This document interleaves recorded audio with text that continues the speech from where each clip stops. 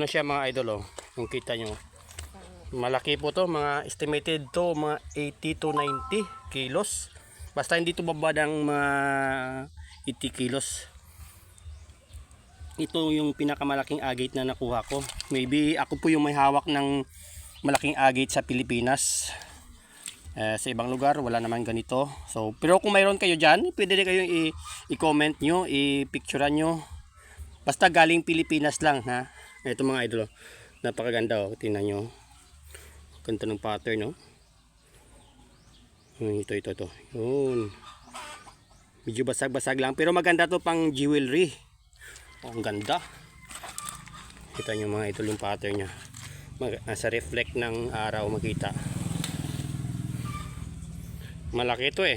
Ilang taong dalawa kami, di namin kaya to buhatin. Kaya nagpatulong ako para maahon sa ilog. At saka ito, may before that na makuha to, may tinapyas po ako. Dalawang parte ang napunta, yung isa kay Brother Iyos Lugatok. Kaibigan natin ito. At saka may nakadikit na pyrite doon sa nakuha niya. Ito, pinagtapyasan po natin yan ng malaking part.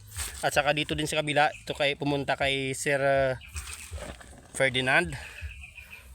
Dito sa labas basag-basag po siya, oh. Pero makapal to kasi mga idol eh. Marami talaga kang makukuha dito na mga pang cabs, yung pang jewelry. Ito may crystal sa gitna, oh. Sobrang laki ng crystals dito sa puwan. Iwan ko anong laman nito. Maganda to, ikat. Maybe someday may cutter po tayo, makabili tayo. Maganda talaga to ikat mga idol, or maybe preserve na ganito lang ang collection. Pero napaganda na agi ito mga idol. Marami ka talaga makukuha dito na maakuan mo, magawa mong kabutyons or mga pang pendant. Ang laki, ang bigat. Hindi kaya. Hindi natin kaya wait lang, ha. Hindi kaya, dapat dalawang kamay.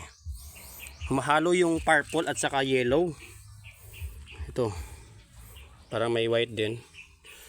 Ito magandang part talaga. Saan ba yung banda kanina? Ito may gaguhit na red, oh, sa purple na yan. Makikita nyo maliliit. Maganda to gawing ito red, oh. Pang pendant. Malaki po yan mga idol.